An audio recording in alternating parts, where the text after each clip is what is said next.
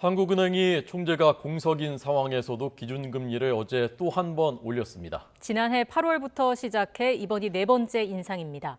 고물가를 통제하기 위해서인데 자칫 물가는 잡지 못한 채 대출받은 사람들만 어려워질 수 있다는 우려도 나오고 있습니다. 경제부 조태영 기자와 이야기 나눠보겠습니다. 어서 오십시오. 안녕하십니까? 안녕하세요.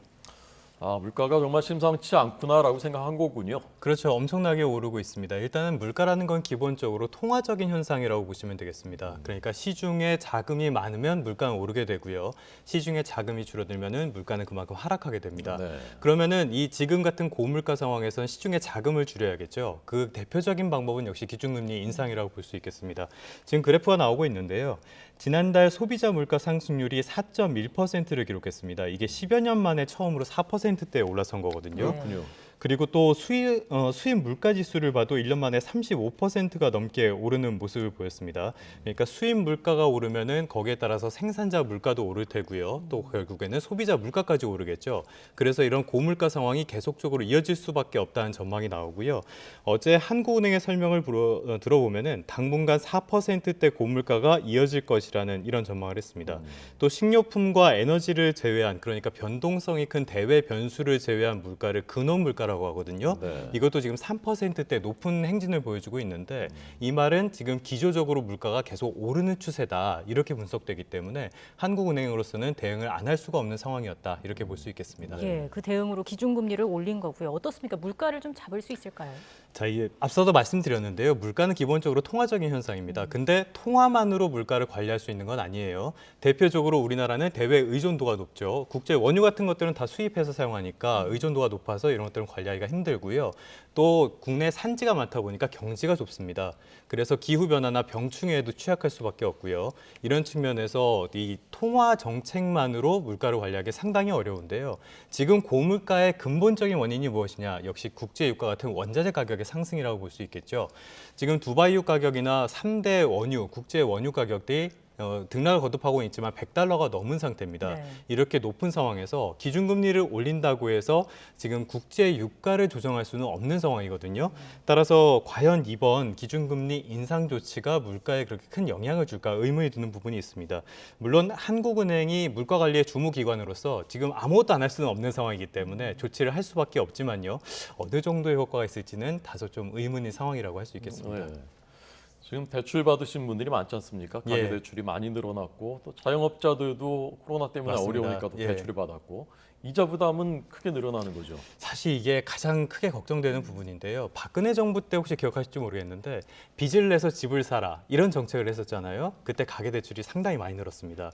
그래서 문재인 정부의 역할이 상당히 중요했는데 문재인 정부 출범 이후에는 부동산 정책에 실패하면서 부동산 가격이 폭등을 해버렸단 말이에요.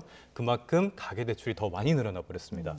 문재인 정부 출범 전에 2017년 1분기 말에 우리나라의 가계신용 전체 가계빚을 말하거든요. 예. 이게 1,359조 원이었는데 네. 지난해 말에 1,862조 원으로 증가했습니다. 그러니까 37%가 넘게 늘어났는데요.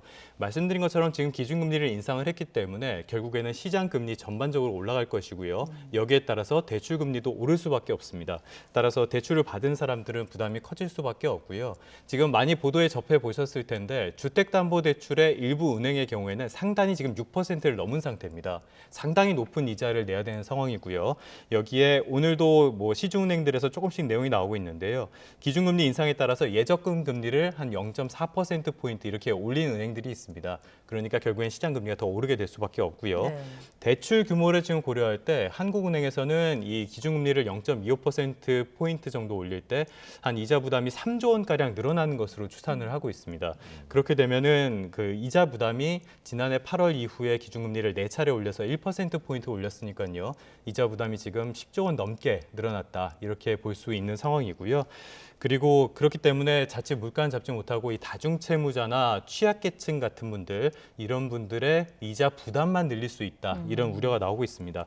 근데 앵커분도 말씀하셨지만은 지금 가계대출만이 문제가 아닙니다. 코로나19 사태로 자영업자들이랑 소상공인들의 그 생계가 굉장히 어려워졌잖아요. 네, 네. 그래서 이 대출로 운영자금을 사용하시는 분들이 상당히 많은데 이런 분들의 이자 부담도 높아질 수밖에 없겠죠. 그렇다면은 금융 이런 대출 같은 것들이 부실화될 가능성이 있고요.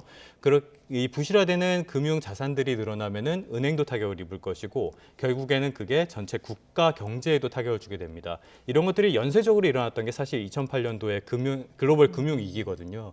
그래서 사실 지금은 좀 관리를 해줘야 되는 위험한 상황이라고도 볼 수 있겠습니다. 예. 어제 이 기준금리 인상 소식이 전해지면서 주식시장도 바로 반응을 하는 모습을 보였거든요. 주식시장 그 영향은 어떻겠습니까? 일단은 어제는 사실 강보합 정도로 마감을 했습니다. 예. 코스피가 0.01% 올랐는데 오늘은 많이 하락하는 모습을 보여주고 있어요. 일단 기본적으로는 기준금리 통화적인 정책이라고 말씀을 드렸는데 시중에 자금이 줄어들잖아요. 그러면은 자산 시장에는 당연히 나쁜 영향을 미칠 수밖에 없습니다. 그래서 그 일각에서는 가상자산 같은 것들도 이렇게 많이 올랐던 것이 결국에는 저금리로 시장에 돈이 너무 많이 풀리다 보니까 이렇게 오른 것이 아니냐 이런 평가를 내놓는 분들도 있거든요. 그렇기 때문에 증시에 어떤 영향을 미칠 것인가 분명히 악재는 악재입니다. 네. 그런데 일단은 지금 기준금리를 더 올릴 거라는 것이 시장에는 어느 정도 반영이 먼저 돼 있는 측면이 있고요.